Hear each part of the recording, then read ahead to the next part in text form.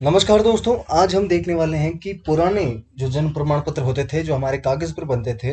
आपको साइड में फोटो दिख रही होगी, जिस पर रजिस्ट्रेशन नंबर भी लिखे होते, लेकिन वो पेन से भरा जाता था और ऑफलाइन होता था, जिसमें हमारी तहसील या नगर पालिका से सील लगकर बनता था 2014 से पहले। तो उसे ऑनलाइन कैसे करना है, क्या प्रोसीजर है, बताता हूँ। पिछली बार लोगों ने कहा था कि सर हमें सही से दिखाई नहीं दे रहा है, तो इसलिए मैं ये नया वीडियो लेके आया हूँ और इसके अंदर आपको एकदम फुल डिटेल में और बहुत स्पष्ट रूप से देखने को मिलेगा। इसके लिए सबसे पहले आपको किसी भी पोर्टल पर आ जाना, मतलब किसी भी ब्राउज़र पर आ जाना और यहाँ पर सर्च करना है पहचान। पहचान सर्च करने के बाद आपको ये पहला देखने को मिलेगा, राजस्थान सिविल रजिस्ट्रेशन सिस्टम। इस पर आपको क्लिक कर देना है। इस पर जैसे ही क्लिक करोगे आपके सामने कुछ इस तरह का इंटरफेस आएगा। आपको नीचे स्क्रॉल करना है और जो भी पुराने प्रमाण पत्र बने थे ऑफलाइन, उनके लिए ये जो है आवेदन लेगेसी प्रमाण पत्र, आपको इस पर क्लिक करना है।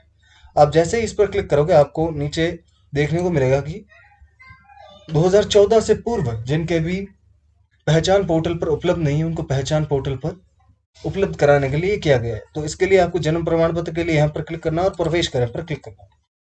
उसके बाद में आपके सामने कुछ इस तरह का इंटरफेस आएगा। यहाँ पर देखोगे तो आवेदन है और माता या पिता दोनों में से किसी एक का आधार नंबर यहाँ पर जरूर होता है। तो आपके हिसाब से आप चूज कर लीजिएगा, क्योंकि उनके आधार नंबर डालने पर उन पर ओटीपी जाएगा जो कि आपको फिल करना है।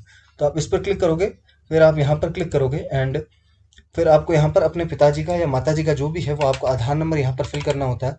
आप आधार नंबर फिल करने के बाद यहाँ पर वो कैप्चा जो आपको साइड में दिखाई दे रहा है, आपके जो विंडो पर कैप्चा आएगा वो आपको फिल करना है। मैं कैप्चा फिल करके आपको बता देता हूँ।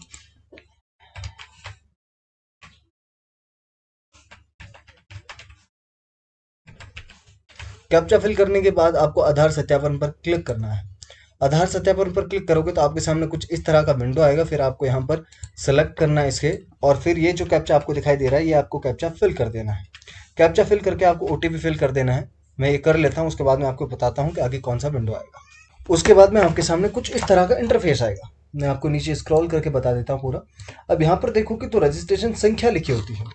तो आपके जो प्रमाण पत्र होता है ऑफलाइन में, उसमें आप अक्षर में लिखी होती है शायद, या आपके शब्दों में एक संख्या लिखी होती है। जैसे मेरे प्रमाण पत्र पर शब्दों में लिखा है और रजिस्ट्रेशन ईयर भी लिखा है। तो आपको यहाँ पर अपनी आवेदन संख्या कितनी भी हो सकती है, वो एक संख्या की भी हो सकती है, दो की भी हो सकती है, वो आपको यहाँ अंकों में लिखना है और फिर यहाँ पर आप अपना रजिस्ट्रेशन ईयर लिख दीजिए। उसके बाद में ये जो रजिस्ट्रार है वो कहाँ का है, आप गांव का है या शहर का, आप शहर में रहते हो या गांव में, ये जो आपका पुराना वाला बना हुआ था ये कहाँ से बना हुआ था, मतलब कहाँ से इन द सेंस आपके गांव से था।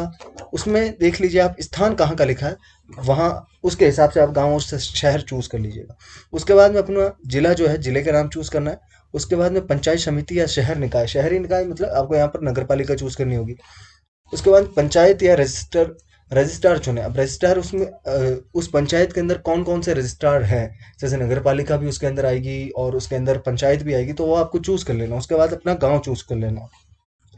जब आप अपना ऑफलाइन वाला फॉर्म देखोगे जो कि पहले बनता था, तो उसमें आपकी रजिस्ट्रेशन दिनांक भी लिखी होती है और जन्म दिनांक भी लिखी होती है। तो आपको यहाँ पर अपनी जन्म दिनांक यहाँ पर एंटर करनी है, जो कि इसके अंदर है आपके प्रमाण पत्र के अंदर। और जो पंजीकरण दिनांक है वो भी आपके इस पर लिखी होती है, पुराने वाले पर, तो लिखनी है वो आपको। उसके बाद में आप पुरुष हैं या महिला है वो सेलेक्ट करना है। शिशु का नाम अपना हिंदी में लिखना है, जिसका ये सर्टिफिकेट बन रहा है उसका नाम। उसके बाद में उसका आधार नंबर, उसका अंग्रेजी में नाम बच्चे का। उसके बाद में उनके पिता का नाम तो आधार कार्ड से आ जाएगा। अगर माता से क्या है तो माता का नाम आधार कार्ड से आ जाएगा। अगर पिता का नाम आप पिता का मोबाइल नंबर लिखना चाहते हो तो लिख सकते हो, मैंडेटरी नहीं है। जो भी रेड डॉट दिख रहा है आपको यहाँ पर, वो चीज़ें मैंडेटरी। आपको मैं थोड़ा जूम करके बता देता हूँ। जिन जिन चीज़ों पर रेड डॉट है, जैसे इन पर शिशु की माता का नाम ये रेड डॉट में है, तो इनका नाम हिंदी और इंग्लिश में लिखना जरूरी है। इनका आधार नंबर नहीं डालो तो भी चल जाएगा। उसके बाद में आप नीचे स्क्रॉल करोगे तो माता का स्थायी पता हिंदी में, मतलब माता का स्थायी पता, शादी होने के बाद स्थायी पता वही हो गया जो आपके पिताजी का स्थायी पता है। तो आपको दोनों में यही चीज़ लिख देनी है। माता और पिता का जब एड्रेस पूछा जाता है तो दोनों में एक ही चीज़ आता है। उसके बाद में बच्चे का जन्म के समय माता पिता का स्थान, आपका जो जन्म हुआ था उस वक्त माता पिता का स्थानीय पता क्या था वो आपको यहाँ पर लिख देना है। और उसके बाद में पिन कोड, जन्म स्थान आपको अगर संस्थान के थ्रू हुआ है, मतलब आपका हॉस्पिटल में हो, तो आप उसके हिसाब से चूज कर सकते हैं। और गैर संस्थान मतलब आपके घर पर हुआ है तो आप गैर संस्थान ले सकते हैं। उसके बाद में आप नीचे स्क्रॉल करोगे तो इतला देने वाले का नाम मतलब आपका नाम लिखना है, और इतला देने वाले का अंग्रेजी में नाम आपका यहाँ पर भी नाम लिखना है। उसके बाद में इतला देने वाले का आधार नंबर, आप यहाँ अपना आधार नंबर लिख सकते हैं, ज़रूर नहीं है इतला देने वाला कोई भी हो सकता है, लेकिन आप अपना लिख दो तो भी कोई ऐसी बड़ी बात नहीं होगी, ठीक है। सूचना की दिनांक आपको वही दिनांक लिख देनी है जो कि रजिस्ट्रेशन की दिनांक है, वो आपको लिख देनी है। और उतला देने वाले का मोबाइल नंबर, आप अपना मोबाइल नंबर लिख के यहाँ पर सत्यापित कर सकते हैं। उसके बाद में आप टिप्पणी ये छोड़ सकते हैं खाली, कोई ज़रूरी नहीं है। उसके बाद में नीचे आपको माता के निवास, गांव या शहर, माता का निवास लिखना है, जहाँ से आपकी माता का मतलब माता जहाँ की है वो लिखना है। उसके बाद में आपको उनकी चीज़ें यहाँ भर देनी है, हिंदू है या मुस्लिम है जो भी है वो आपको उनके हिसाब से भर देना है। पिता की शैक्षणिक योग्यता आपको भर देनी है, क्या है, उच्च माध्यमिक है, माध्यमिक है, जो भी है आपको भर देना है। उसके बाद में माता जी की शैक्षणिक योग्यता। उसके बाद में पिता का व्यवसाय आपको यहाँ पर चूज कर लेना, अगर वो इनमें से कोई सी भी चूज कर लेनी है आपको, अगर कोई सेना में है या कोई सरकारी कर्मचारी है तो उसके हिसाब से आप चूज कर लीजिएगा, ठीक है। अगर कोई गवर्नमेंट जॉब में तो सेवा कर्मचारी आपको चूज कर लेना, और जो भी प्राइवेट चीज़ें हैं मतलब अगर कोई मजदूर है तो उनके हिसाब से आप चूज कर लीजिएगा। अगर उनका कोई बिजनेस है या माता, अब माता कोई हाउस वाइफ है तो हाउस वाइफ के हिसाब से आप अपना चूज कर लीजिएगा, घरेलू सहायिका के अलावा, या कोई भी एक घरेलू सहायिका आप चूज कर लीजिएगा। उसके बाद में आप विवाह के समय माता की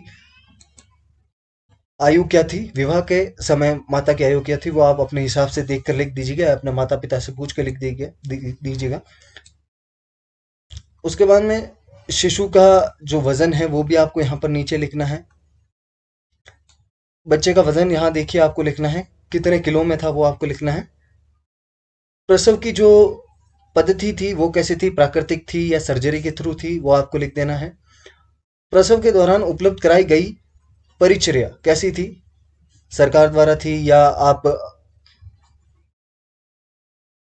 कोई भी अपने हिसाब से आप इसमें से चूज करके लिख दीजिएगा। उसके बाद में यहाँ पर गर्भ अवस्था की अवधि आप लिख दीजिएगा, कितने महीनों की थी या कितने सप्ताहों की थी, उसके हिसाब से आप कैलकुलेट कर लीजिएगा। उसके बाद में आपको यहाँ पर अपना जो प्रमाण पत्र है ऑफलाइन वाला वो यहाँ पर अपलोड करना है, और प्रमाण पत्र की जो केबी है वो आप लोग देख लीजिएगा कि कितनी केबी, पहले मुझे ये फिल करना पड़ेगा। उसके बाद में आप ये कैप्चा फिल करके इंद्रराज करे पर क्लिक करोगे तो ये सबमिट हो जाएगा, एंड आपको एक टोकन नंबर मिलेगा जिससे आप अपना वीडियो जो ग्राम सेवक अधिकारी है उसे दोगे, और उन्हें कहेगी कि इसे वेरीफाई करना है, और अपना ये उन्हें भेज दीजिएगा। कहीं से ई मित्र वाले से नंबर ले लीजिएगा, क्योंकि वीडियो ही ये काम करता है, इससे जल्दी हो जाएगा। वरना इसको करना तो पड़ेगा, लेकिन जल्दी करने के लिए आप उन वीडियो से कॉन्टैक्ट करके उन्हें कहिए कि हमारा ये वेरीफाई करना है, तो वो कर देंगे। वीडियो अच्छी लगी तो वीडियो को लाइक कीजिएगा, और चैनल पर नए तो चैनल को सब्सक्राइब जरूर कीजिएगा।